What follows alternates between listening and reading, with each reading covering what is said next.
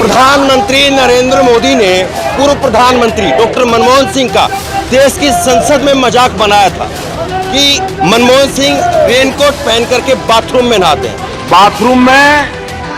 Bathroom में raincoat पहन करके नहाना, ये कला तो डॉक्टर साहब ही जानते हैं और कोई नहीं जानता। देश ने उसको मजाक में ले लिया, लेकिन एक ऐसा मजाक बना चंडीगढ़ यूनिवर्सिटी के अंदर जहां पर 60 बच्चियों के एमएमएस बाथरूम के वायरल हो गए और हालात ऐसे बिगड़े कि कई लड़कियों ने सुसाइड अटेम्प्ट किया, सुसाइड करने की कोशिश की। तो सवाल ये है कि क्या वाकई प्रधानमंत्री नरेंद्र मोदी जी क्या वो देश को वो विचार, वो संस्कार दे पा रहे हैं जिनकी ज़रूरत है, या कुछ ऐसी चीज़ लगातार देश के अंदर जो है वो एस्टैब्लिश करने की कोशिश हो रही है जो शायद हमारी कभी संस्कृति का हिस्सा नहीं थे। आप सोच करके देखिए, अगर उस बयान की निंदा की जाती और प्रधानमंत्री के लेवल से और देश की संसद में अगर वो बयान ना दिया जाता तो शायद इस तरह से बाथरूम के बारे में या बाथरूम में झांकने के बारे में लोगों के दिमाग में आइडिया नहीं आता। जिस तरह से लगातार हम अपनी संस्कृति पर जो है वो एक गर्व करते रहे हैं, वसुधैव कुटुंबकम की हम बात करते हैं, पूरे परिवार, एक परिवार की तरह से देश को देखते हैं, लेकिन ये कैसी संस्कृति हम लगातार देख रहे हैं। पंजाब के अंदर चंडीगढ़ यूनिवर्सिटी का एक मामला सामने आया है, कैसे देखते हैं इसको? देखिए, बिल्कुल गलत है जब देश का मुखिया ही का वक्तव्य इस तरह का होगा, क्योंकि वो जिस कॉन्स्टिट्यूशनल पद पर बैठे हुए हैं वो सबसे बड़ा पद है। उनकी जो भी भाषा निकलती है, एक शब्द भी निकलता है तो दूर तक मैसेज जाता है।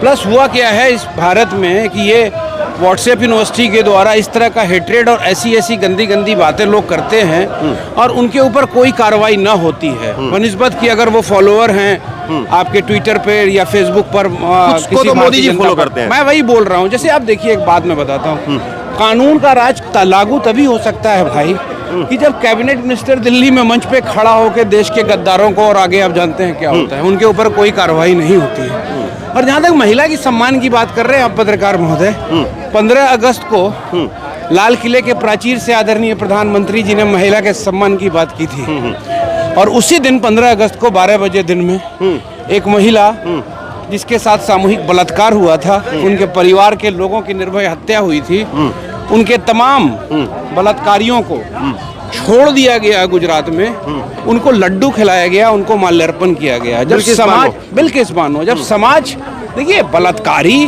मर्डरर, क्रिमिनल की कोई जात नहीं होती है। अगर किसी बच्ची के साथ रेप होता है और आप उस पर्टिकुलर कास्ट के बारे में जानना चाहोगे तो समाज बर्बाद होगा।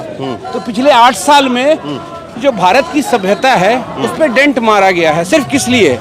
अपने स्वार्थ के लिए कि इनको मुद्दे से हटाओ। ये बच्चों को एजुकेशन बेहतर नहीं मिल रहा है, क्वालिटी एजुकेशन देना नहीं चाहते हैं ये, क्योंकि वो समझ जाएंगे कि हमको लोकतंत्र में क्या अधिकार है, संविधान में क्या अधिकार है। संविधानिक मौलिक अधिकारों का हनन हो रहा है। अब आप बताइए मुझे साहब कि मेन स्ट्रीम मीडिया के एक बड़े, जिनको गोदी मीडिया कहा जाता है, उनके पत्रकार महोदय ने अभी बेरोजगारी दिवस पे, जब आदरणीय प्रधानमंत्री का जन्मदिन था, तो प्राइम टाइम में क्या चला रहे थे? शेर चीता लेके आया। ये इशू है, ये इशू है साहब। मतलब 45 साल में सबसे ज्यादा बेरोजगारी है। और ये शाम को ब्रेकिंग न्यूज भी चली थी कि चीते ने खाना खाया।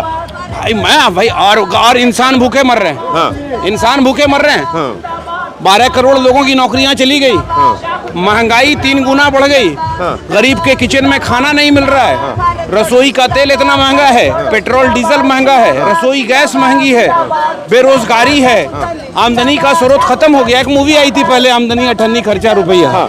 ठीक है, लेकिन सवाल एक और भी है कि देश के अंदर हम इस तरह की प्रवृत्ति देखते नहीं थे, और मोदी जी कहते थे कि कांग्रेस ने 70 सालों में क्या किया, 70 सालों में क्या किया। तो कम से कम 70 सालों में हम ये चीज़ नहीं सुनते थे जो चीज़ अब हो रही है। और कल बीजेपी IT सेल के हेड है तमिलनाडु के, उन्होंने बाकायदा प्रियंका गांधी जी की फोटो, लड़की की फोटो, प्रियंका गांधी जी की जो लड़की है उनकी फोटो राहुल गांधी के साथ में जोड़ करके एक बहुत गंदा, एक बहुत घिनौना जो है वो ट्वीट किया। तो ये महिलाओं के साथ में इस तरह की संस्कृति तो शायद हमारी नहीं थी कि हम महिलाओं के बारे में जो है वो इतने क्रूर हो जाएं। ये जो पर्टिकुलर ऑर्गेनाइजेशन है जिसकी पॉलिटिकल आउटफिट है बीजेपी, RSS, वो महिलाओं को दासी समझता है और महिलाओं को हीन नजर से देखा जाता है। ठीक है ना? और आप सोच लीजिए कि प्रधानमंत्री ने और जो आईटी सेल का इंचार्ज है उसके ऊपर तो कड़ी से कड़ी कार्रवाई होना चाहिए। कोई इंसान अपनी सगी प्रमोशन भांजी तो से नहीं होगा। कोई इंसान अपनी सगी भांजी के साथ बैठ के बातें कर रहा है, हाँ। उसके बारे में गंदी शब्दावली, ये भारतीय संस्कृति है? हाँ। सनातनी हो? दुष्प्रचार कर दिया धर्म का तुमने, नफरत का माहौल पैदा कर दिया। कुछ सनातन की तुम बात करते हो जो वसुधैव कुटुंबकम सर्वधर्म समभाव की बात करता है। और एक सामान्य इंसान तो बड़ा खींच उठेगा कि क्या ये राहुल गांधी को पिन करने की कोशिश हो रही है कि वो कैसे पिन हो जाए और उसके बाद में कुछ चीजें वहां से देखने को भाई मैं आपको बताऊं, कन्याकुमारी से जब ये भारत जोड़ो यात्रा शुरू हुई और जिस तरह का जन सैलाब उमड़ आया है सड़कों पे, और लोग देखिए होता क्या है, ये जो फासिस्ट लोग हैं ना वो डरा के राज करते हैं। ऐसा फियर साइकोसिस डेवलप किया था कि कोई भी इंसान बोलने से परहेज कर रहा था, चाहे वो महंगाई ला दे कुछ ला दे, ठीक है। और नैरेटिव को चेंज कर देते हैं। जब राहुल गांधी सड़क पर निकले तो वो आवाज अब हिंदी बेल्ट से भी उठने लगी है भाई। हाँ, अभी देखिए थोड़ा सा मैं आपको रोकूंगा। गांधी जी की वेशभूषा में भी एक व्यक्ति हैं और बीजेपी आरएसएस के समर्थकों की तरफ से कई बार जो है गांधी जी को भी लेकर के और महिलाओं के साथ में उनको भी जो है वो ट्रोल करने की बात होती रही। भाई आप एक बात गांधी बताइए जी को भी दिखाइए। साहब, मुझे एक बात बताइए। अभी 2 साल पहले की बात है, हिंदू महासभा के लोगों ने हाँ, महात्मा गांधी के चित्र पे अंदर में बैलून में कुछ रंग डाल के शूट किया था और वो वायरल हुई थी। उनके ऊपर कोई कार्रवाई नहीं हुई। हाँ, महात्मा को, गांधी को, बापू को खुले मंच से लोग गालियां देते हैं, उनके ऊपर कोई कार्रवाई नहीं होती है।